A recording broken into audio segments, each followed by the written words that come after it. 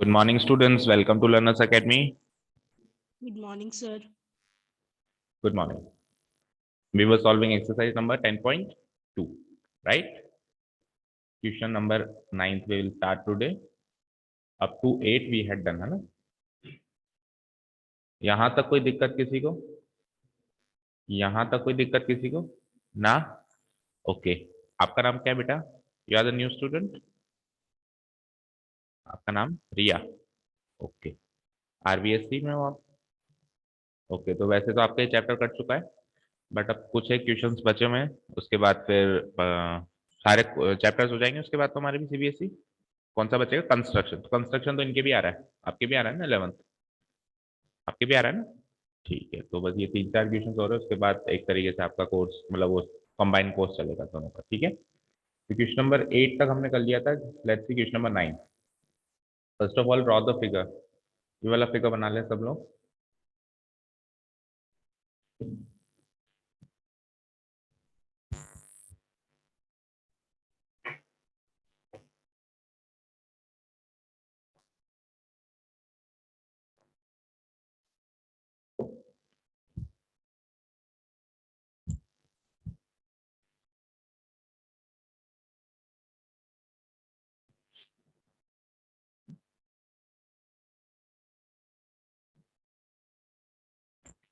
बन गया?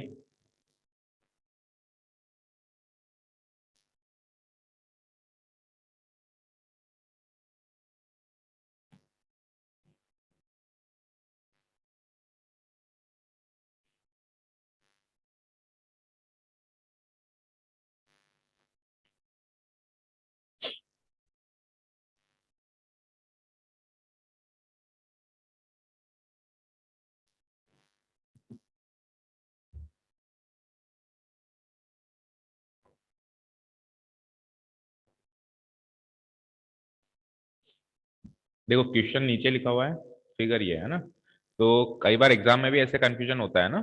तो बड़े ध्यान से अपने को फिगर का रेफरेंस लेना है. 10.13. 10.13 है. ठीक है. Okay, let's read the question. X y and x dash y dash are two parallel tangents to a circle. ठीक है. ये एक सर्किल है. ओके. ये एक सर्कल दिख रहा है सबको.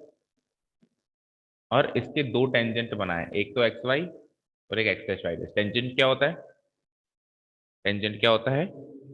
जो सर्किल को एक पॉइंट पे इंटरसेक्ट करते हुए छूके हुए निकल जाता है. जैसे कि ये टेंजेंट हो गया, एक पॉइंट पे छू के निकल रहा है. कौन सा पॉइंट है? पी पे छू के निकल रहा है. फिर दूसरा टेंजेंट कौन सा है? X dash y dash. ये भी टेंजेंट है. ये कौन से पॉइंट पे छू के निकल रहा है बेटा? क्यू पर. फाइन. और एक पॉइंट पे छू के निकल रहा है. और खास बात ये है कि ये दोनों पैरेलल हैं. मतलब ये टेंजेंट और ये टेंजेंट पैरेलल है, जैसे पैरेलल लाइंस होती हैं. ठीक है. तो ये टेंजेंट्स भी हैं और आपस में ये पैरेलल भी हैं. आगे चलते हैं. और सर्कल का सेंटर क्या है? ओ है. अनदर टेंजेंट, ये तीसरा टेंजेंट और बना दिया इन्होंने, ए बी. देखो ये भी टेंजेंट है कि नहीं है? ये भी सर्किल को एक ही पॉइंट पे छू के निकल रहा है. और वो पॉइंट कौन सा है? सी. जिस पॉइंट पे छू के निकलता है उस पॉइंट को क्या कहते हैं? Point of contact. तो इस टेंजेंट का पॉइंट ऑफ कांटेक्ट है पी. इस टेंजेंट का पॉइंट ऑफ कांटेक्ट है क्यू. एंड इस टेंजेंट का पॉइंट ऑफ कांटेक्ट है सी. अच्छा देखो, कंस्ट्रक्शन नेक्स्ट चैप्टर तो सबके ही आ रहा है, और उसमें टेंजेंट्स ड्रॉ करने हैं. क्लास 10th में कंस्ट्रक्शन वर्क में क्या है? टेंजेंट्स ड्रॉ करना है. तो हाउ इज इट पॉसिबल कि हम टेंजेंट की नॉलेज लिए बिना टेंजेंट ड्रॉ कर लेंगे? जब टेंजेंट ही नहीं पता क्या होता है तो ड्रॉ कैसे करेंगे, है ना? तो एवरीथिंग इज इंपॉर्टेंट. अगर हमने कुछ ऐसी चीज पढ़ भी ली कि जो 80 साल कट गई. अच्छा, और वो स्टूडेंट्स जो नेक्स्ट ईयर साइंस मैथ्स लेने की सोच रहे हैं, पीसीएम, उनको तो कटा हुआ पोर्शन पढ़ना ही पढ़ना है. जो नेक्स्ट ईयर प्लान कर रहे हैं कि साइंस मैथ्स लेनी है, ठीक है ना, उनको तो पढ़ना ही पढ़ना है. क्योंकि इतने सारे कॉन्सेप्ट छोड़ दोगे तो 11th में बैंड बज जाएगी. ठीक है ना? ओके. तो अनदर टेंजेंट ए बी, उसका पॉइंट ऑफ कांटेक्ट क्या है? सी. वो इंटरसेक्ट कर रहा है, ये जो अनदर टेंजेंट है ए बी, ये ए बी जो है इन दो पैरेलल टेंजेंट को भी तो इंटरसेक्ट कर रहा है. चेक करो, कर रहा है यहाँ पे और यहाँ पे. तो ये एक्स वाई को तो ए पे इंटरसेक्ट कर रहा है, एक्स वाई को तो ये ए पे इंटरसेक्ट कर रहा है, एक्स डैश वाई डैश को ये बी पे इंटरसेक्ट कर रहा है, एक्स डैश वाई डैश को ये बी पे इंटरसेक्ट है. समझ आया? Prove that angle A O B equal to 90 degree. A O B. Equal to 90 degree. ये प्रूव करना है कि ये एंगल 90 डिग्री। समझ आया क्वेश्चन? तो बेसिकली देखो, बने बनाए फिगर में जब अपन चीजों को पढ़ते हैं तो उतना अच्छा समझ नहीं आता है जितना अपन नया फिगर बना के जब चीजों को पढ़ते हैं। तो बेसिकली क्या दिया हुआ है कि एक सर्किल है, राइट? एक सर्किल पे एक टेंजेंट यूं है, एक टेंजेंट यूं है, राइट? क्लियर है? मान लो ये टेंजेंट है एक्स वाई और ये टेंजेंट है एक्स डैश वाई डैश, और एक तीसरा टेंजेंट भी है जो इन दोनों टेंजेंट को भी छू रहा है, लाइक दिस। इस टेंजेंट का नाम क्या है? A B. ठीक है? ठीक है। अब क्या है, जो सेंटर है ओ, इस सेंटर पे अगर ए से एंड बी से एंगल बना दिया जाए लाइक दिस, तो वो एंगल 90 डिग्री बनेगा, ऐसा मुझे प्रूव करके दिखाना है। आप समझ आए क्वेश्चन? ठीक है ना? तो बने बनाए फिगर में अक्सर समझ नहीं आता क्वेश्चन क्या कहना चाह रहा है, और चलो क्वेश्चन समझ में आ गया तो ये समझ में नहीं आता करें कैसे। जब अपन फिगर खुद बना के ट्राई करते हैं ना, तो एक्चुअली फिगर नहीं बना रहे होते हैं, हमारे कॉन्सेप्ट रिवाइज कर रहे होते हैं। अच्छा अच्छा कि ये टेंजेंट है, अच्छा कि ये चीज है। ठीक है ना? क्लियर है? ओके, तो सबने फिगर बना लिया? Online students, have you drawn the figure, every one of you? Yes, sir. Okay, तो एक फेयर फिगर बना लेते हैं।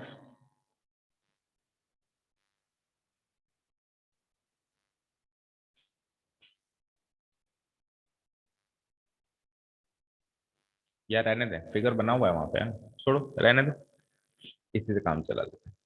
देखो, तो गिवन पॉइंट्स डाल दो एक बार, गिवन पॉइंट्स।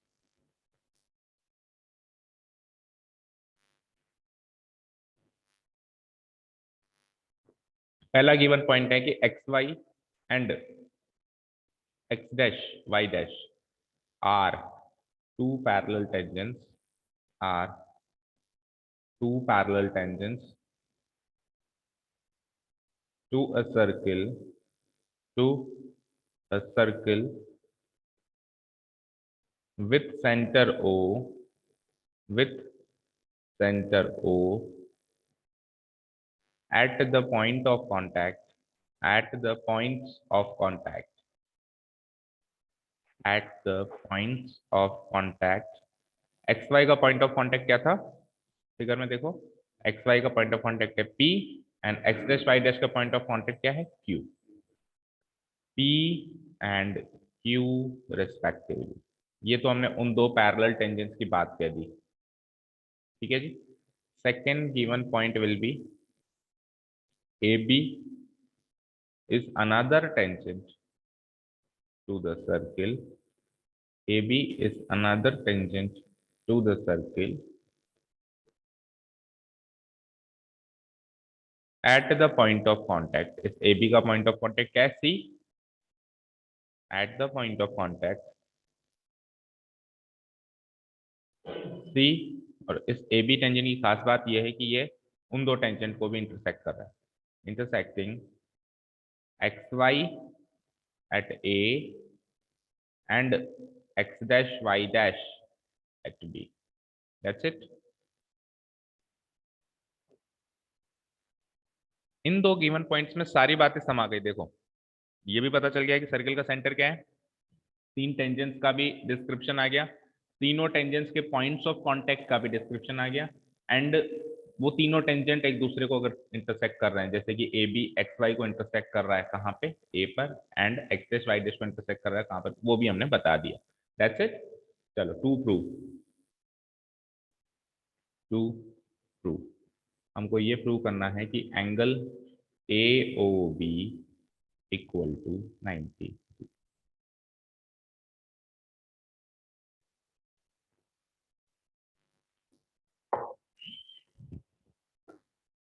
ठीक है? लिख लिया यहां तक सभी ने? लिखो, Yes. ऑनलाइन स्टूडेंट्स लिख लिया, रिया लिख लिया आपने यहां तक? ओके, चलो देखते हैं अब इसको कैसे प्रूव करें कि ये angle 90 degree actually,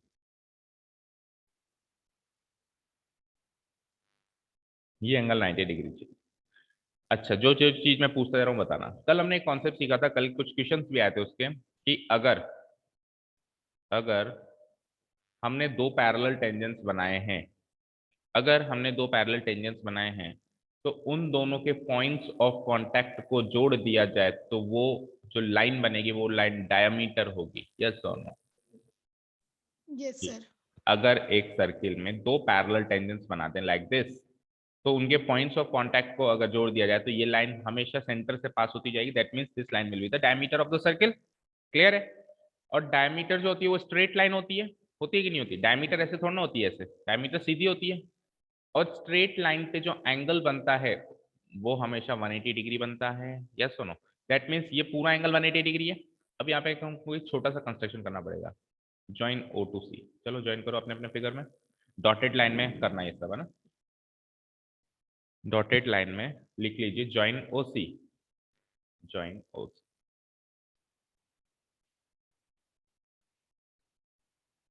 construction join O C.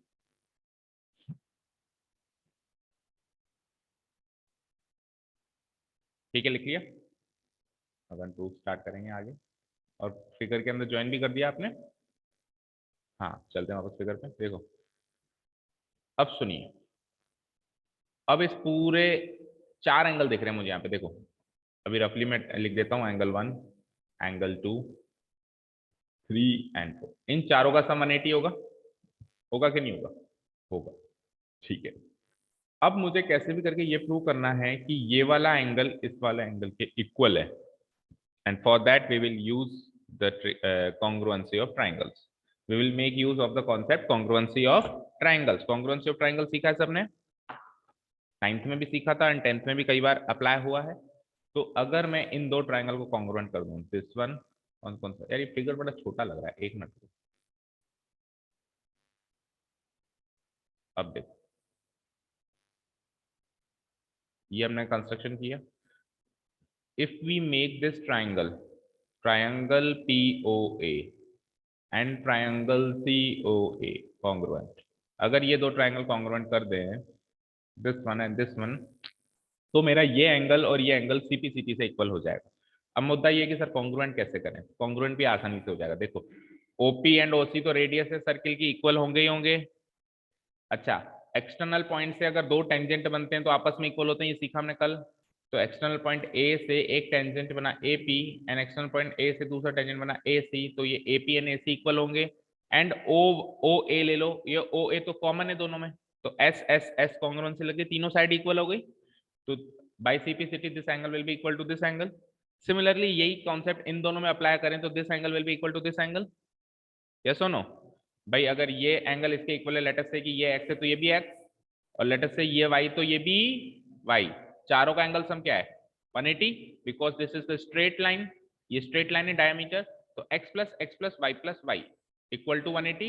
x plus y equal to 180। क्या बनता है ये? 2x plus 2y equal to 180। Let's take 2 common ले लिया तो क्या बचा? x प्लस वाई बचा अंदर equal to 180। What will be the value of x plus y? 2 से ये कट गया 90 टाइम्स, यानी कि x प्लस वाई कितना आ गया? 90। What is x plus y? Actually x plus y तो वही है angle AOB। Angle AOB equal to 90 degree. Is this clear to all of you? पर इतना शॉर्ट में नहीं करेंगे, हम डिस्क्रिप्शन में करेंगे। अभी तो रफली समझाया, समझ आया ना? करने क्या वाले हैं भाई? मैं लिखाना शुरू कर दूं फिर मैं लिखे जा रहा हूं, आपको पता ही नहीं है, बस आप कॉपी पेस्ट किए जा रहे हो, तो उसमें मजा नहीं आता। अब मैं लिखूंगा तो आपको पता चलेगा कि हाँ सर ये चीज कर रहे हैं सर, तो आप कॉपी पेस्ट करोगे, नो डाउट, वो पता है मुझे। बट फिर भी थोड़ा बहुत कहीं 10% 20% भी दिमाग लगता रहेगा। ठीक है, चलें स्टार्ट करें एक्चुअली क्वेश्चन को। अब ये XXYY रख के भी कर सकते हो, बट मैं मानता हूँ कि ये तरीके, इसको ये XXYY रखना एक्चुअली ये क्या होता है? जुगाड़ होता है। हम जुगाड़ पे ज्यादा बिलीव नहीं करते है ना, जुगाड़ समझते हो ना?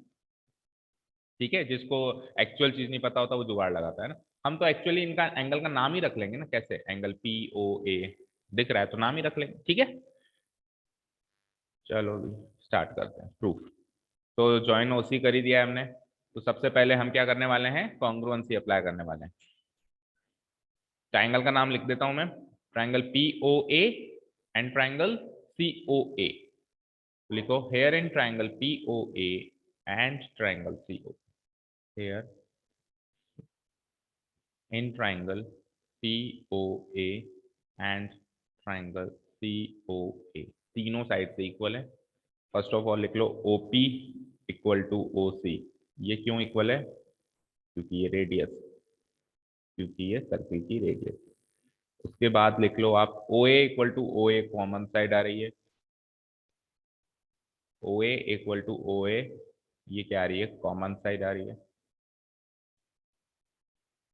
And the last side will be कौन सी? AP। AP इक्वल टू AC। इसका रीजन क्या लिखेंगे? Tangents from the same external point. Tangents from the same external point से टेंजेंस जो बनते हैं वो बराबर बनते हैं। सेम एक्सटर्नल पॉइंट ए से बन रहे हैं tangents from the same external point A.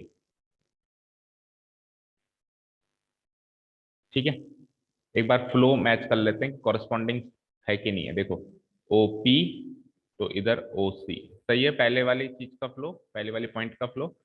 Second का फ्लो बिल्कुल सही है, OA OA। ठीक है, एंड लास्ट में देखो AP, तो इधर क्या लिया मैंने? AC। सही लिया है, तीनों का फ्लो सेम लिया है। और कॉन्ग्रुएंसी में हमेशा फ्लो इंपॉर्टेंट रहता है कि किस फ्लो में हम साइड्स या एंगल्स लिख रहे हैं, राइट, क्योंकि कॉरस्पॉन्डिंग लिखना होता है हमको। So by using SSS congruence rule, SSS congruence rule या SSS कॉन्ग्रुएंसी भी लिख सकते हैं, these two triangles will become congruent। कौन कौन से? जो हमने ऊपर लिखे थे, triangle POA and triangle COA। Triangle POA congruent हो जाएगा ट्राइंगल COA के। ठीक है, यहां तक हो गया। तो इसके CPCT से हम क्या निकाल लेंगे? Angle POA equal to angle COA। Make it equation number 1। और ये कहां से आया? ये आया बाई CPCT। पता है ना CPCT? Corresponding parts of congruent triangles. एक बार अगर दो ट्राइंगल्स कॉन्ग्रुएंट प्रूव हो गए, कॉन्ग्रुएंट ट्राइंगल्स का मतलब क्या होता है पता है? बराबर ट्राइंगल्स, एक दूसरे की फोटोकॉपी, बिल्कुल सेम, साइज भी सेम, शेप भी सेम, एंगल्स भी सेम, मीडियंस भी सेम, साइड और एरिया भी सेम, सब सेम। ठीक है ना? तो एक दूसरे की अगर ये फोटोकॉपी हैं तो इनके सारी चीजें सेम, सारे कॉरस्पॉन्डिंग पार्ट्स सारे कॉरस्पॉन्डिंग पार्ट्स सेम होंगे। दैट मींस एंगल POA और एंगल COA बराबर होंगे। ठीक है, तो एंगल POA एंगल COA बराबर आ चुके हैं। कहाँ है ये दो एंगल्स? ये एंगल्स ये वाले हैं, एंगल POA एक एंगल यह है और एंगल COA एक एंगल ये। तो ये दोनों एंगल बराबर आ चुके हैं, राइट। ठीक है, अब सिमिलरली ये कि यही चीज इन दो ट्राइंगल्स में करनी है, क्या आप अपने आप कर सकते हैं? ट्राई करो। अब की बार ट्राइंगल कौन सा लेंगे? QOB एंड COB, वही SSS कॉन्ग्रुएंसी लगेगी same. Again in triangle QOB, again in triangle QOB and triangle COB। First of all radius ले लो, OQ इक्वल टू उधर क्या है? OC, वही सेम रेडियस। फिर कॉमन साइड कौन सी आ रही है इसमें? OB है ना। And OB equal to OB equal to OB, this is the common side.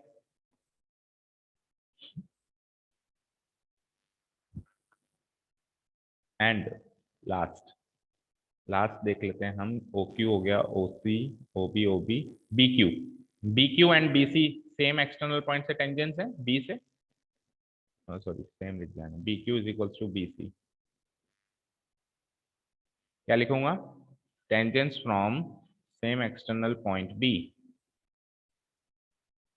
Tangents from same external point B, tangents from same external point. Again SSS congruency लग जाएगी। So by using SSS congruence rule, these two triangles will become congruent। triangle कौन कौन से? QOB congruent to COB, QOB congruent to COB। ठीक है, तो इसके CPCT से क्या आ जाएगा? ये दोनों एंगल्स इक्वल हो जाएंगे, angle QOB equal to angle COB। Make it equation number 2, reason वही बाई CPCT।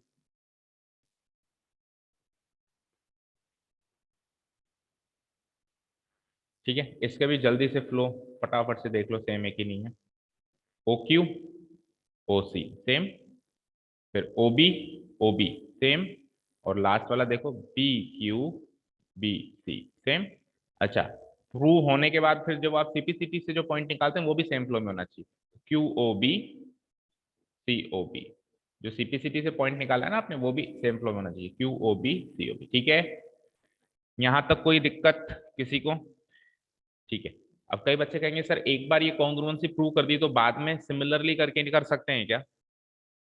है ना, निशिता की आंखों में छलक रही थी वो बात की, सर ये क्यों करवा रहे हैं फिर से क्यों करवा रहे हैं, वही सेम चीज है ना। तो सुनो भाई, किस पे डिपेंड करेगा? Weightage of the question. 4 number का क्वेश्चन है तो दो बार कर देना, 4 लाइनें लिखने में कुछ नहीं जाता। और अगर बाय द वे 2 नंबर का ही क्वेश्चन है, वेटेज कम है या आपके पास टाइम कम बचा है और क्वेश्चन ज्यादा बचे हैं, तो आप क्या कर सकते हो, ये वाला पोर्शन स्किप कर सकते हो। कौन सा वाला? ये वाला। आप सीधे क्या लिख सकते हो? Again in triangle this and this, similarly we can say that this triangle is congruent to this triangle. ये वाला पोर्शन अपन स्किप कर सकते हैं, ठीक है ना। कब स्किप कर सकते हैं? वेटेज कम हो, टाइम कम हो। वेटेज ज्यादा है, टाइम भी बड़ा है, तो फिर लिख लेना। ठीक है, क्लियर है? ओके, यहां तक आ चुके हैं अपन। ये एंगल इसके इक्वल, ये एंगल इसके इक्वल। अब क्या करें? अब वैसे तो चारों एंगल्स को जोड़ देना चाहिए और इक्वल टू क्या कर देना चाहिए? 180। बट 180 क्यों करें? क्या कारण है कि ये 180 के इक्वल है? क्योंकि ये स्ट्रेट लाइन है। ये स्ट्रेट लाइन है, ऐसा कहाँ गिवन है? नहीं गिवन है। तो अब कॉन्सेप्ट यूज करेंगे कि भैया ये दोनों पैरेलल टेंजेंट्स हैं, और हम जानते हैं पैरेलल टेंजेंट्स के पॉइंट ऑफ कांटेक्ट को मिला दें, पैरेलल टेंजेंट्स के पॉइंट ऑफ कांटेक्ट को मिला दें तो क्या बनती है? डायमीटर बनती है, और डायमीटर स्ट्रेट लाइन होती है। इतना लिखने के बाद फिर हम इन चारों का सम क्या कर सकते हैं? 180, क्योंकि स्ट्रेट लाइन के ऊपर चारों एंगल्स 180 होते हैं। जब तक यही पता नहीं है कि ये स्ट्रेट लाइन है कि नहीं है, तो हम चारों का सम 180, ऐसा नहीं कि सर दिख रही है, ऐसा नहीं होगा कि सर दिख रही है ना स्ट्रेट लाइन है। ठीक है, ऐसा नहीं होगा। तो first of all we will prove that कि this is a straight line. तो क्या लिखेंगे अपन? और आप खुद सोचो, x y parallel to x dash y dash, ये कॉन्सेप्ट कहीं काम आएगा? अभी तक काम लिया क्या इस कॉन्सेप्ट को कि ये दोनों लाइंस पैरेलल हैं? काम लेंगे ना, जब उन्होंने गिवन पॉइंट में दिया तो उन्होंने इसलिए दिया है कि इसको काम में लो। ओके, तो नेक्स्ट हम करने वाले हैं now, x y and x dash y dash are parallel tangents, are parallel tangents। ये पॉइंट है गिवन, ये पॉइंट है given.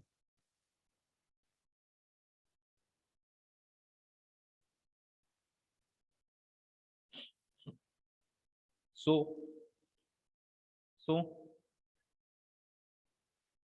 the line joining their points of contact, their points of contact, the line joining their points of contact is the diameter of the circle, is the diameter of the circle। इनके points of contact को जोड़ने वाली line जो है वो diameter बनेगी। इनके points of contact कौन कौन से थे? एक्स वाई का पॉइंट ऑफ कांटेक्ट क्या था? P, and x dash y dash का पॉइंट ऑफ कांटेक्ट क्या था? Q। तो P और Q को जोड़ने वाली लाइन जो PQ बनेगी वो क्या बनेगी? डायमीटर बनेगी। implies PQ is the diameter, PQ is the, yes, sir ये डायमीटर ऑफ द कॉन्टेक्ट आएगा, डायमीटर ऑफ द सर्किल आएगा? सर्किल आएगा, सर्किल। मैं चेक कर रहा था आज एंजल सो रही है कि जाग रही है। हाँ ओके, तो रोज ही चेक करते हैं। तो करना मेरी ड्यूटी है भाई। PQ इज द डायमीटर, ठीक है, diameter of the circle. Clear यहां तक? अब अगर PQ इज द डायमीटर है तो इट फर्दर इंप्लाइज कि PQ is a straight line, क्योंकि डायमीटर एक स्ट्रेट लाइन होती है। और अगर PQ is a straight line है तो अब इस पर लाए होने वाले 2 3 4 5 10 8 10 15 जितने भी एंगल है सबका सम क्या हो जाएगा? 180 हो जाएगा। भाई मेरे पास एक स्ट्रेट लाइन है, मैं इस पे कितने भी एंगल बना दूं किसी एक पॉइंट पे, like this this this this, ये जितने भी एंगल बने सबका सम क्या होगा? 180 डिग्री होगा। क्या इसका रीजन लिखते हैं अपन? Angles in a semi circle. एक सेमी सर्किल जो कवर होता है, या angles in a straight line भी लिख सकते हैं। Angles in a straight line, the sum of angles in a straight line is equal to 180 degree. ठीक है, तो अब हम लिख लेंगे उन चारों एंगल का सम 180। उन चारों एंगल का नाम लिख लेते हैं। पहला एंगल POA, दूसरा एंगल COA, तीसरा एंगल COB एंड चौथा angle QOB। POA plus COA plus COB plus QOB equal to 180 degree. लिखो। तो एंगल POA, दूसरा COA, तीसरा COB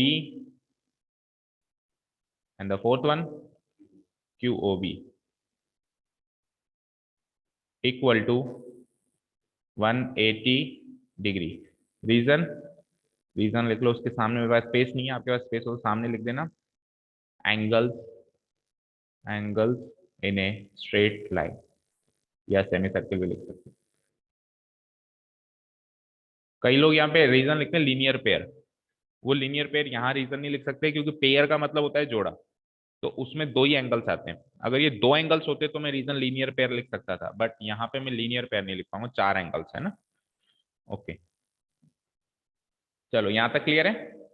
अब सुनिए, इक्वेशन नंबर 1 क्या कहती है कि इन दोनों का, ये दोनों एंगल इक्वल है, कहती है। देखो मैं नहीं कह रहा हूं, इक्वेशन 1 कह रही है, चेक करो। Angle POA equal to angle COA, in case आप भूल गए हो तो मैं याद दिलाता हूं। इक्वेशन नंबर 1 क्या कहती है? POA बराबर COA। और इक्वेशन 2 क्या कहती है? कि QOB बराबर COB। तो इक्वेशन 1 एंड 2 का इफेक्ट यहाँ पे लेके आएंगे। ये एंगल इसके बराबर, ये एंगल इसके बराबर, तो मैं क्या करूंगा? COA को तो COA लिखूंगा, POA को भी COA लिखूंगा, दोनों को COA लिखूंगा। क्यों? क्योंकि मुझे बीच वाले एंगल पे पहुंचना है, और ये एंगल इसके बराबर है। सिमिलरली COB को तो COB लिखूंगा, QOB को भी COB लिखूंगा। समझ आया? रीजन लिख लूंगा from equation 1 and 2 implies POA को तो COA लिखो, COA को भी COA लिखो, COB को तो COB लिखो, QOB को भी COB लिखो, equal to 180 degree. Reason will be from equation 1 and equation.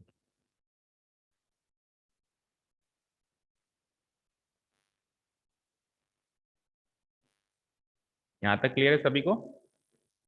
अब COA plus COA twice COA हो जाएगा, twice angle COA, COB plus COB twice angle COB हो जाएगा, इक्वल टू 180 डिग्री हो जाएगा।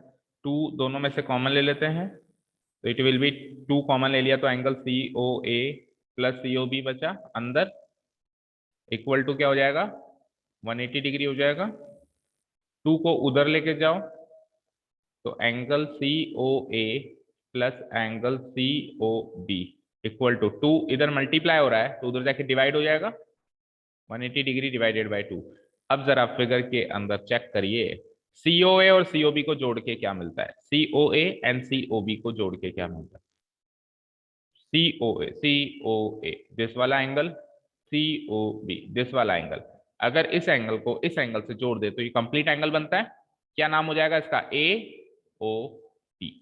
तो इन दोनों एंगल्स को जोड़ के AOB बन गया, और वहां पे 180 बाय 2 90 डिग्री बन गया। That is it, you have proved what we were required to prove. ठीक है, रफली तो 4 लाइनों में सॉल्व कर दिया था, लेकिन हमको चीजें आती हैं, लेकिन किसी को बताना कि ये ऐसे होगा उसमें काफी डिफरेंस होता है। ठीक है ना? लेकिन बहुत जरूरी होता है कि क्वेश्चन देख के पहले हम तो समझें, हम समझेंगे तो ही तो समझाएंगे। अभी सपोज करो मुझे ही नहीं समझ में आया तो मैं आपको समझा सकता हूँ क्या? नहीं समझा सकता। तो क्वेश्चन पढ़ते ही पहले कोशिश करेंगे हम समझ लें, रफली समझ लें, अच्छा ये इसके इक्वल, ये इसके इक्वल, फिर हम समझाना शुरू करेंगे क्वेश्चन। बिकॉज रट तो सकते नहीं है, क्वेश्चंस की काउंटिंग तो है नहीं कितने क्वेश्चंस हैं, ठीक है ना? जरूरी थोड़ा नहीं यही क्वेश्चन आएगा, इसका थोड़ा मॉडिफाइड वर्जन आ सकता है। ठीक है जी, चलें आगे, नेक्स्ट क्वेश्चन। अब यहां से इवन इससे पहले वाला जो क्वेश्चन था वहां से सारे क्वेश्चन इंपॉर्टेंट रहेंगे, सबको इंपॉर्टेंट मार्क करो। इनमें से एक क्वेश्चन सीबीएसई वालों को तो आएगा ही आएगा। कहां से? क्वेश्चन नंबर 8 से लेके लास्ट तक इनमें से एक क्वेश्चन आएगा, कॉपी या मॉडिफाइड वो कह नहीं सकता, मतलब कॉन्सेप्ट कॉन्सेप्ट यही रहेगा, है ना? क्वेश्चन नंबर 8, 9, 10, 11, 12 जितने भी हैं सारे के सारे। 9 कर लिया हमने। क्वेश्चन नंबर 10 देखते हैं। Prove that the angle between the two tangents drawn from an external, ये क्वेश्चन नंबर 10 बड़ा टुच्चा सा क्वेश्चन है, ये तो मैं कहूंगा होमवर्क ही कर लेना। देखो, prove that the angle between the two tangents drawn from an external point two a circle is supplementary to the angle subtended by the line segment joining the points of contact at the center। तो ये बस पढ़ने में ही थोड़ा difficult लग रहा है, एक बार पढ़ के आपने करेक्ट फिगर बना लिया फिर आपको अच्छा इतना सही था। देखो फिगर बनाने की कोशिश करते हैं ना, और मैंने क्या कहा, जब बड़ी से रही इंफॉर्मेशन एक साथ जीवन हो ना, तोड़ तोड़ के पढ़ो। सबसे पहले तो मुझे क्या बनाना होगा, एक सर्किल बनाना। क्यों बनाना होगा सर्किल? चैप्टर का नाम ही सर्किल है, उसके बिना तो काम ही नहीं चलेगा, ठीक है? और टेंजेंट जहां वर्ड आ गया तो टेंजेंट के लिए भी सर्किल तो बनाने पड़ेगा, ठीक है? सर्किल बन गया, सेंटर में इसका ओ मार्क कर देता हूं। क्या कह रहा है? एंगल बिटवीन द टू, दिख रहा है थोड़ा सा, देखो, angle between the two tangents drawn from an external point, यहां तक पढ़ो।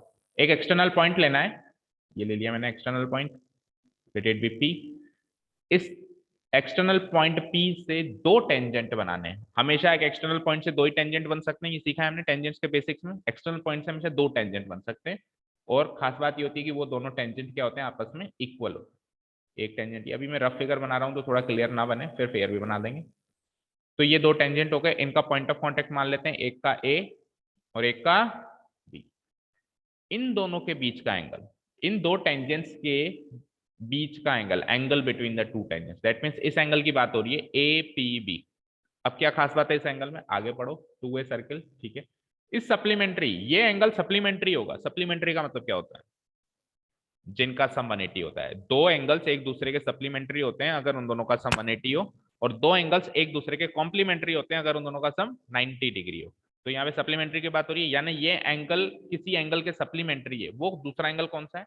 Supplementary to the angle subtended by the line segment joining the points of contact. Points of contact को ज्वाइन कर रहा हूं मैं, ज्वाइन कर दिया मैंने। तो जैसे मैंने पॉइंट्स ऑफ कॉन्टैक्ट को ज्वाइन किया तो ये जो लाइन बनी, ये क्या बनी, ये कोड बन गई। ये इस सर्किल की एक कोड है। कोड क्या होती है? सर्किल के ऊपर लाए होने वाले एनी टू पॉइंट्स को ज्वाइन करने वाली लाइन सेगमेंट, तो ए बी कोड हो गई। इस कोड से सेंटर पे, subtended by the line segment joining points of contact at the centre, इस लाइन सेगमेंट से सेंटर पे एंगल सबटेंड करो, तो वो एंगल ये वाला होगा। अब ये एंगल और ये एंगल आपस में सप्लीमेंट्री है, ये प्रूव करना है। यानी इन दोनों का सम 180 है, इन दोनों का सम, कोई बड़ी बात है क्या? ये क्वाड्रिलेटरल बन रहा है ए ओ बी पी। क्वाड्रिलेटरल का एंगल सम क्या होता है? रेडियस और टेंजेंट के बीच में एंगल क्या होता है? रेडियस और टेंजेंट के बीच में एंगल क्या होता है? 90 90 180, तो ये दो बाई ले गए, तो इन दोनों का सम 180 होगा ही होगा। अब उसमें से ये कितना होगा वो कितना होगा उससे मतलब ही नहीं है, आपको तो बस दोनों का सम 180 करना है। दैट मींस दोनों एक दूसरे से सप्लीमेंट्री है। बड़ा आसान सा क्वेश्चन, बस चुनौती ये थी कि पढ़ के ढंग से फिगर बना ले। अच्छा, एक बार मैंने ये फिगर बना लिया तो एक्चुअली ये लाइन जो है, ये लाइन भी आपको कंफ्यूज करने के लिए ड्रॉ करवाई उसने जानबूझ के, ताकि आप कंफ्यूज हो जाओ। आप इस लाइन को भी इग्नोर करो। अब देखो, अब ये तो क्वेश्चन बहुत आसान लगेगा। अब तो ये साफ साफ आपको क्वाड्रिलेटरल दिख रहा है, जिसका एक एंगल 90 डिग्री, दूसरा एंगल 90 डिग्री, 90 90 180, तो ये हो गया। तो बचे हुए इन दोनों एंगल का सम भी क्या हो जाएगा? मैं ऐसे नहीं कह रहा हूँ लाइन बनाना मत, लाइन बना के इग्नोर करना कि वहां पे लाइन है ही नहीं, और फिर बचे हुए फिगर को देखना। ठीक है, क्लियर है? वो ऐसे भी कह देता कि angle subtended by by by by the arc कह देता। तो ये ए बी एक आर्क भी तो है, आर्क ए बी से भी यही एंगल सबटेंड होता है, एंगल ए ओ बी, लेकिन जानबूझ के उसने आर्क ना कह के क्या कह दिया? लाइन सेगमेंट, ताकि आप ये लाइन सेगमेंट बनाओ और जबरदस्ती कंफ्यूज हो जाओ कि ये कैसा फिगर बन गया। ठीक है, क्लियर है? कर सकते हो होमवर्क में। ऑनलाइन स्टूडेंट्स, ऑनलाइन स्टूडेंट्स कर सकते हो होमवर्क में? बोलिए, सो गए क्या? Yes, sir. नौनी समझ में आया? Yes, sir. और वो नहीं आई क्या? अच्छा आ गई। अनुष्का समझ आया? Yes, sir. एंड सृष्टि, सृष्टि अंश, Yes, sir. ओके चलते हैं। सृष्टि माइक ऑफ कर सकते हो। क्वेश्चन नंबर 11 देखो। Prove that the parallelogram circumscribing a circle is a rhombus. ये है छोटा पैक बड़ा धमाका। ठीक है ना, एक कहावत है ना, बड़ी बड़ी चीजें छोटे पैकिंग में आती हैं। तो ये वही वाली चीज है जो है तो बड़ी इंपॉर्टेंट है और आपके फर्दर नॉलेज के लिए याद रखने वाली चीज है ना, जो आप फर्दर मैथ्स को कैरी करके लेके जाएंगे तो ये बात याद रखने वाली है। अभी तो प्रूव करेंगे। क्या कह रहा है? अगर आपने एक पैरेललोग्राम बनाया इस तरीके से कि वो एक सर्किल को सरकमस्क्राइब करे, एक सर्किल को सरकमस्क्राइब करे मतलब सर्किल को चारों तरफ से घेरे, तो एक्चुअली आपने जो वो पैरेललोग्राम बनाया है वो पैरेललोग्राम नहीं बनाया, वो तो रोम्बस बनाया। मतलब that parallelogram in any case will be the rhombus. Rhombus क्या होता है, पैरेललोग्राम क्या होता है, ये बताए क्या होता है बताओ? रोम्बस की चारों साइड्स इक्वल होती हैं, पैरेललोग्राम की केवल आमने सामने वाली साइड्स इक्वल होती है। तो आप कोशिश तो करोगे आमने सामने की साइड्स इक्वल करूं मैं, लेकिन आप एंड अप करोगे चारों साइड्स इक्वल करने में। मतलब आप ऐसा पैरेललोग्राम बना ही नहीं सकते। सपोज करो, देखो अब आप खुद कॉमन सेंस से ही पकड़ लोगे यार ये चीज। तो ये हो गया पैरेललोग्राम, थोड़ा और लंबा खींच देता हूं, ये हो गया पैरेललोग्राम। ठीक है, और रोम्बस में क्या होता है, चारों साइड्स इक्वल होती है, राइट? ये हो गया मेरा रोम्बस। तो आप एक सर्किल इसमें बना सकते हो या इसमें बना सकते हो। इसमें अगर आप सर्किल बनाओगे, सरकमस्क्राइब करने की कोशिश करोगे तो दो ही साइड को टच कर पाएगा वो, राइट? ऐसे तो चौड़ा सर्कल तो बनता नहीं है ना, ऐसे ऐसे कैसे सर्कल बने? ये सर्किल होगा क्या? नहीं होगा ना। ठीक है, तो सर्किल आप इसी में बना पाओगे। तो उसने कहा क्वेश्चन कि अगर आप एक पैरेललोग्राम बनाने की कोशिश करो जो कि एक सर्किल को सरकमस्क्राइब कर रहा है, तो आप एक्चुअली पैरेललोग्राम बना ही नहीं पाओगे, आप जो बनाओगे वो रोम्बस होगा। ये आपको प्रूव करना है। क्लियर है सभी को? ठीक है, चलो। तो अब आप फिगर कौन सा बनाओ? क्वेश्चन ये आता है कि सर मैं फिगर ये वाला बनाऊं या ये वाला बनाऊं। प्रूव जो करना होता है वो वाला बनाते हैं, दैट इज फाइन। तो आप फिगर तो ये वाला बनाओगे, बट आप पूरे क्वेश्चन में कभी भी ये मानोगे नहीं कि ये रोम्बस है, आप इसको पैरेललोग्राम ही मान के चलोगे, क्योंकि रोम्बस तो आपको प्रूव करना है। ठीक है, दोनों ऐसे क्वेश्चन बड़े सावधानी चलना पड़ता है, क्योंकि अगर मैं रोम्बस बना लिया तो एक बार मेरे माइंड में आ जाता है अच्छा ये रोम्बस है, तो मैं रोम्बस के कॉन्सेप्ट ही लगा देता हूँ। अब रोम्बस के कॉन्सेप्ट लगा दिए तो शायद 4 लाइन में प्रूव हो जाएगा कि ये रोम्बस है। तो उसको रोम्बस मानना नहीं है, बनाना है बस। मानना क्या है कि तू पैरेललोग्राम है, तुझे मैं प्रूव करूंगा कि तू रोम्बस है, फाइन। तो एक फेयर फिगर बना लीजिए। और कल मैंने बताया था ऐसे क्वेश्चन में पहले सर्कल बनाया करो, पहले सर्किल बनाओ। जी जैसे भी चलो बना लो, जैसे भी आपको सहूलत महसूस हो। Let's say this is rhombus, चारों साइड इक्वल होनी चाहिए। थोड़ा और बड़ा कर देता, और इसके बीच में एक सर्कल सरकमस्क्राइब करना है मुझे, है ना।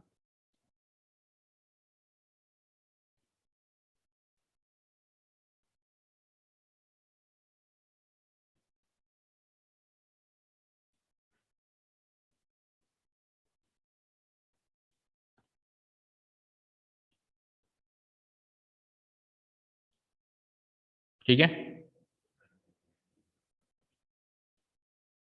बैंगल रखना शुरू नहीं किया ना अभी तक आपने। सर्किल तो बैंगल से बनाना चाहिए आपको। सर्किल परफेक्ट नहीं बना होगा इसलिए रोम्बस नहीं बन रहा, अगर सर्किल परफेक्ट बन जाएगा तो रोम्बस भी बन जाएगा। क्या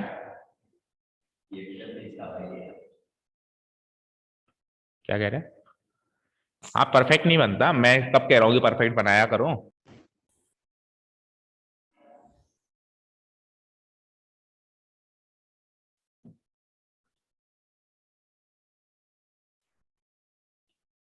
चलो नामकरण कर देते हैं इसका, ए बी सी डी।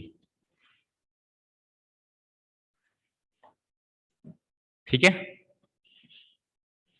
ए बी सी डी। ओके, देखो इससे पहले कल हमने एक क्वेश्चन किया था, याद आ रहा है कुछ? हमने क्या प्रूव किया था उसमें कि आप कोई भी क्वाड्रिलेटरल बनाओ और उसके बीच में सर्कल बनाने की कोशिश करो, तो ऐसा जब आप करोगे तो उससे क्या होगा, आमने सामने की साइड का सम इक्वल आएगा। यही प्रूव किया था। That means A B plus D C, ये आमने सामने की साइड है, और A D plus B C होगा। ये प्रूव किया था हमने कि A B plus D C equal to A D plus B C होगा। वो काम तो इसमें करना ही पड़ेगा सबसे पहले, ठीक है, वो काम तो इसमें करना ही पड़ेगा। अब इतना प्रूव कर दिया अपन ने, मान लो पिछले क्वेश्चन में अपन ने इतना तो प्रूव कर दिया। अब पैरेललोग्राम को रोम्बस प्रूव करने के लिए क्या करना होता है, कुछ आइडिया आपके पास? ना, डायगोनल्स एंगल्स में मत फंसो, वैसे ही बताओ। एक पैरेललोग्राम है हमारे पास, suppose this is a parallelogram. अब तू रोम्बस है, ऐसा पैरेललोग्राम में क्या चेंजेस करूं कि ये रोम्बस प्रूव हो जाए, मतलब रोम्बस बन जाए? रोम्बस के एंगल 90 डिग्री होते हैं। रोम्बस के एंगल 90 डिग्री होते हैं ना। रोम्बस में क्या होता है, सारी साइड्स इक्वल होती है। पैरेललोग्राम में क्या होता है, आमने सामने की साइड्स इक्वल होती है। तो आमने सामने की साइड्स इक्वल होने से, सारी साइड इक्वल हो, उसके बीच में क्या करना पड़ेगा? क्या चीज करूं कि आमने सामने की साइड इक्वल थी, उससे सारी साइड इक्वल हो गई।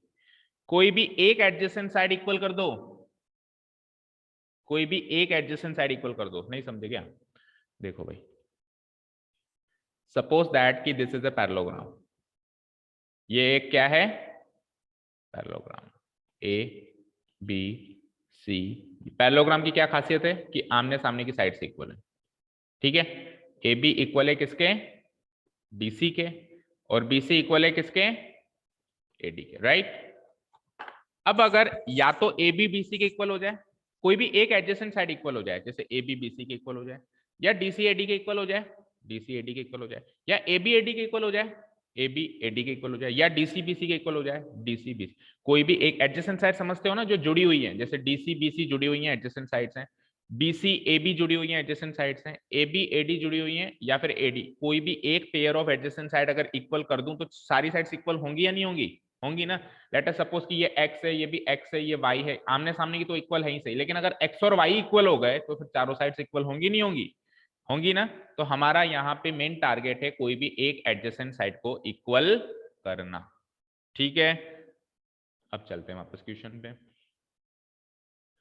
हाँ, तो हम कल वाली बात की कल वाले क्वेश्चन की बात कर रहे थे कि A B plus D C equal to B C plus A D. ये इतना तो हमने कल ही प्रूव कर दिया था।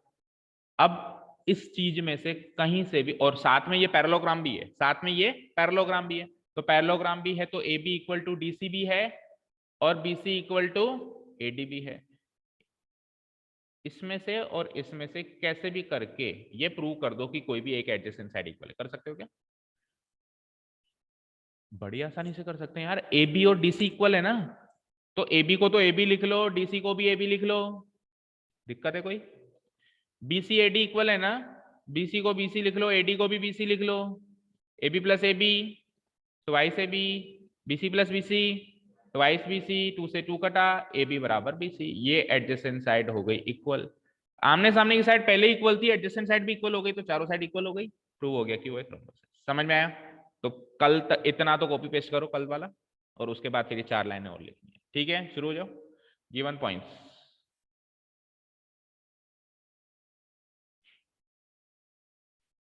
given points is that कि ABCD is a parallelogram. ABCD is a parallelogram circumscribing।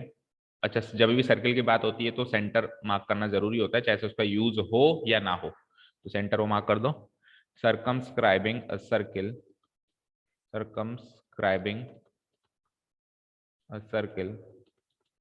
circumscribe करने का मतलब समझ में आता है ये कि चारों साइड्स को टच करना है ना।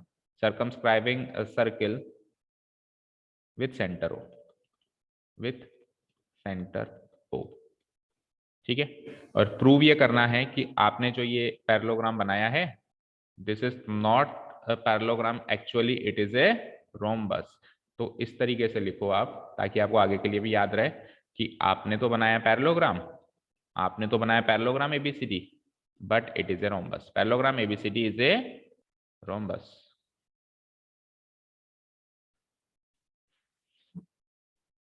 प्रूफ स्टार्ट करें। याद है कुछ कल कैसे किया था इसको? याद है? बोलो मोहित, कैसे किया था? कल ऐसा क्वेश्चन किया था ना। 4 एक्सटर्नल पॉइंट्स हैं ए बी सी डी, है ना। पहले एक्सटर्नल पॉइंट कंसीडर करो आप ए, तो ए से दो, अच्छा इनके पॉइंट वो भी डालने पड़ेंगे ना यार, डाले नहीं। पी क्यू आर एस डाल दो, इसका पॉइंट ऑफ कांटेक्ट डाल दो पी क्यू, तभी तो होगा आर एस। गिवन पॉइंट में भी डालना पड़ेगा। Circumscribing a circle with centre O at the points P, Q, R and S.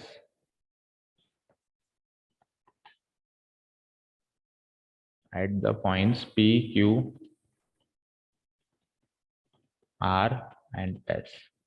हाँ, अब देखो देखो, एक्सटर्नल पॉइंट A है, उससे दो टेंजेंट बन रहे हैं। देखो, एक तो बन रहा है AP, एक बन रहा है AS, तो ये AP और AS इक्वल हो जाएंगे। फिर एक्सटर्नल पॉइंट है B से दो टेंजेंट बन रहे हैं BP और BQ, तो ये दोनों इक्वल हो जाएंगे। फिर C से CQ एंड CR, ये दोनों भी इक्वल हो जाएंगे।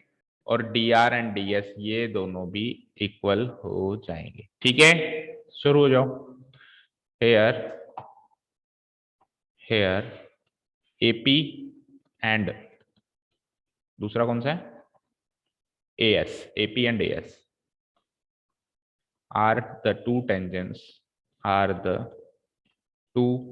tangents from the same external point A, from the same external point A. So AP will be equal to AS. Equation 1. Copy paste करना है 4 बार ये लाइन। अगेन बोलो, B से कौन से दो टेंजेंट्स हैं, नाम बोलो। BP and BQ। Again BP and BQ are the two tangents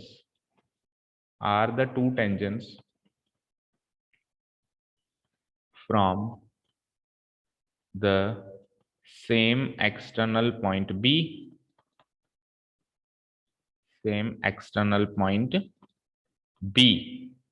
तो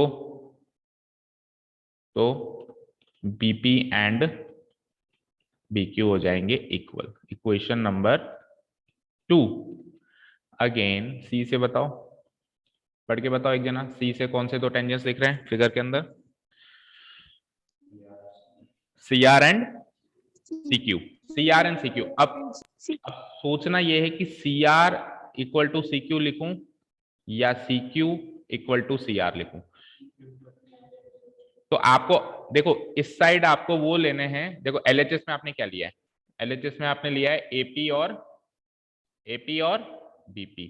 अब फिगर के अंदर देखो AP BP, जब अपन ऐड करेंगे चारों इक्वेशन को, तो AP और BP ऐड हो जाएंगे, और AP और BP ऐड होके AB बन जाएगा। AP और BP ऐड होके क्या बन जाएगा? AB। इस AB के साथ आपको सामने वाली साइड ऐड करनी है ना, तो सामने वाली साइड में कौन कौन से पार्ट्स आते हैं? CR and DR। तो basically AP, BP, CR, DR, ये चारों पार्ट्स सेम साइड आने चाहिए। या तो चारों LHS में आने चाहिए या चारों RHS में आने चाहिए। तो ये दोनों तो LHS में लिख दिए अपन ने दो इक्वेशन में। तो अब तीसरी इक्वेशन में आपको CR को LHS में लिखना है और CQ को RHS में लिखना है। फाइन, चलो लिखते हैं CR and CQ. Again, CR and CQ are the two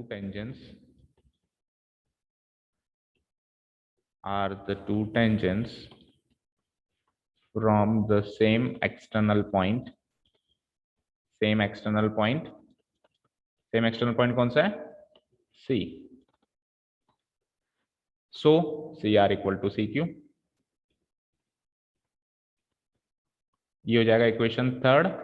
और लास्ट, लास्ट डी से भी ले लो, ठीक है। अगेन डी से बताओ कौन कौन से हैं, D R and D S, तो डी आर आएगा एलएचएस में ना, D R and D S R the two tensions from the same external point D, from the same external point D, ठीक है। so dr equal to ds, this is equation, fine। अब क्या करना है, चारों equations को add कर देना। Now adding equation 1 2 3 and 4, adding equation 1 comma equation 2 comma equation 3 and equation 4, ठीक है। we get, बोलो इक्वेशन 1 2 3 4, 1 में क्या है AP, फिर 2 में क्या है BP, फिर 3 में क्या है CR, D में क्या है DR, AP BP CR DR add हो जाएगा LHS में, AP BP CR DR, ये तो बन गया LHS। RHS में आओ, 1 के RHS में क्या है AS, फिर BQ, फिर CQ, फिर DS, AS फिर BQ, फिर CQ, फिर DS। अब क्या करेंगे, ग्रुपिंग करेंगे भाई, यहाँ पे AP और BP मिलके AB बन सकता है, तो AP BP को एक ग्रुप में कर दो, प्लस CR DR जुड़ के CD बन सकता है ना, तो CR और DR को एक ग्रुप में कर दो। RHS में देखो क्या क्या ऐड हो सकता है, AS ऐड हो सकता है DS के साथ, और BQ ऐड हो सकता है CQ के साथ, तो AS प्लस DS को एक ग्रुप में कर दो, और BQ प्लस CQ को एक ग्रुप में कर दो, राइट। चलो फिगर के अंदर देख के बताओ, AP और BP जुड़ा तो AB बना कि नहीं बना, CR और DR जुड़ा तो CD बना कि नहीं बना, AS और DS जुड़ा तो AD बन गया होगा, और BQ और CQ जुड़ा तो BC बन गया होगा। ये इतना काम तो हमने कल एक क्वेश्चन में कर दिया था, उसी को कॉपी पेस्ट किया, कुछ नया नहीं किया अभी तक। अब एक्स्ट्रा किसमें क्या करना है, एक्स्ट्रा ये करना है कि कल तो वो बाहर का एक कोई भी साधारण क्वाड्रिलेटरल था, वो पैरेललोग्राम नहीं था, लेकिन आज ये बाहर वाला क्वाड्रिलेटरल पैरेललोग्राम है, तो उसमें पैरेललोग्राम की प्रॉपर्टीज भी अप्लाई करेंगे, ठीक है। तो नेक्स्ट लिखते हैं अपन, इसको मान लो इक्वेशन 5। नेक्स्ट लिखते हैं अपन, now ABCD is a parallelogram. अभी तक तो अपन ने इस कॉन्सेप्ट को यूज ही नहीं किया कि ABCD पैरेललोग्राम है। गिवन डालो, पहली बार यूज कर रहे हैं इस क्वेश्चन में कि ABCD एक पैरेललोग्राम है, तो अगर ABCD एक पैरेललोग्राम है तो मुझे बताओ AB इक्वल टू, सामने वाली साइड कौन सी हो जाएगी, AB के सामने CD, and AD equal to BC, ये दोनों सामने आमने सामने वाली साइड्स हैं। AB equal to CD and AD equal to BC, ठीक है।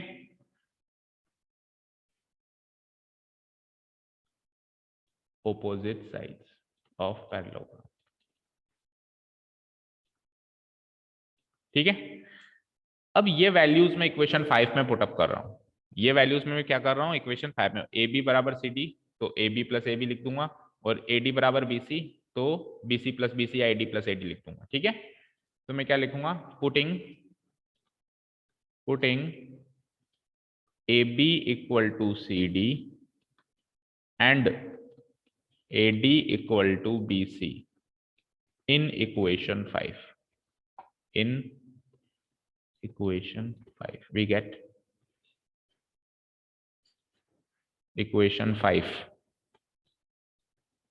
becomes, equation 5 क्या बन जाएगी, देखो AB प्लस CD था और ABCD दोनों इक्वल हैं, तो मैं इसको AB प्लस AB लिख देता हूं,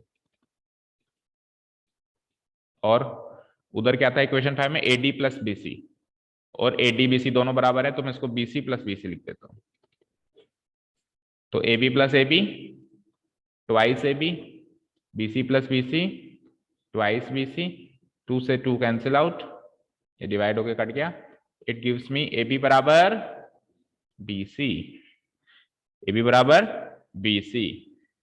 तो अब सुनो, अब पैरेललोग्राम ABCD के अंदर, पैरेललोग्राम ABCD के अंदर AB बराबर CD और AD बराबर BC, ये तो पहले ही था, आमने सामने की साइड इक्वल तो पहले ही थी। अब एक तीसरी बात और आ गई है, क्या कि AB बराबर BC है। तो इन तीनों चीजों को अगर मैं साथ में पढ़ूं, सुनो ध्यान से, AB CD के बराबर, ठीक है, AB BC के बराबर भी है, तो BC CD के बराबर हो गई, और BC AD के बराबर भी है, तो BC CD AD के बराबर हो गई, और BC AB के बराबर भी था, कुल मिला के चारों इक्वल हो गए, AB BC CD AD, ठीक है ना। तो इनको तीन इक्वेशंस बना लो, है ना। Now in parallelogram ABCD we have 6 7 8 equation 6, equation 7, equation 8। From equation 6 7 and 8, from equation 6, equation 7 and equation 8, we get AB equal to BC equal to CD equal to AD। और किसी भी क्वाड्रिलेटरल की अगर चारों साइड्स इक्वल हो तो वो quadrilateral actually rhombus होता है। सो पैरेलल, तो square is also a rhombus, rhombus तो होगा ना हर हाल में, स्क्वायर होना तो अगली काबिलियत है। आप पोस्ट ग्रेजुएट हो गए तो आप ग्रेजुएट तो हो ही गए ना, तो पोस्ट ग्रेजुएट हो गए तो आप ऐसे नहीं कह सकते कि भाई ये ग्रेजुएट है ना, यही वो तो उल्टा ज्यादा है। तो स्क्वायर होना तो आगे की बात है ना, रोम्बस तो होगा ना 100%। So parallelogram ABCD is a rhombus, root.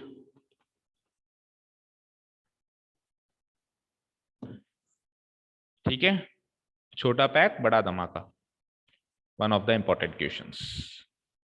Clear है, हो गया नोट डाउन? No sir. करो जल्दी।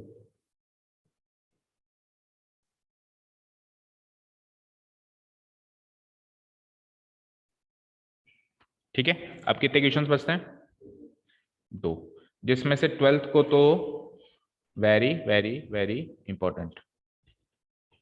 ठीक है, तो ये तो पूरी एक क्लास लेगा, तो इसको एक बार साइड में छोड़ो। 13th देखो, पूरी क्लास में नहीं तो आधी से ज्यादा क्लास तो लेगा ना, क्योंकि क्वेश्चन लेंदी भी है और समझाने में बड़ा टाइम लगता है इसको ना।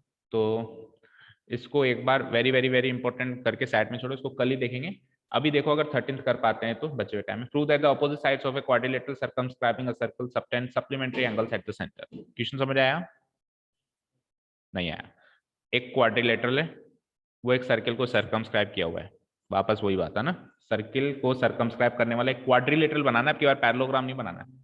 तो लेट अस से दिस इज ए क्वाड्रिलेटरल, ये एक सर्किल को सर्कमस्क्राइब किया हुआ है, ठीक है। अब ये क्या करेगा, इस क्वाड्रिलेटरल की जो ऑपोजिट साइड्स है, लेट अस से कि ABCD एक क्वाड्रिलेटरल है, तो ऑपोजिट साइड्स कौन सी हो जाएंगी? AB एंड DC, ठीक है, या फिर AD एंड BC, कोई भी एक पेयर ले लो ऑपोजिट साइड का। लेट अस से कि मैंने DC एंड AB ले लिया, तो अब ये दोनों मिलके क्या काम करेंगे, ये दोनों इस सेंटर पे जो एंगल बनाएंगे, जैसे AB सेंटर पे क्या एंगल बनाएगा, एंगल AOB, और DC सेंटर पे क्या एंगल बनाएगा, एंगल DOC। तो ये दोनों एंगल सप्लीमेंट्री होंगे, यानी इन दोनों एंगल का सम 180 डिग्री होगा। सिमिलरली अगर इधर से देखें तो इन दोनों एंगल का सम 180 होगा, ये हमको प्रूव करना है।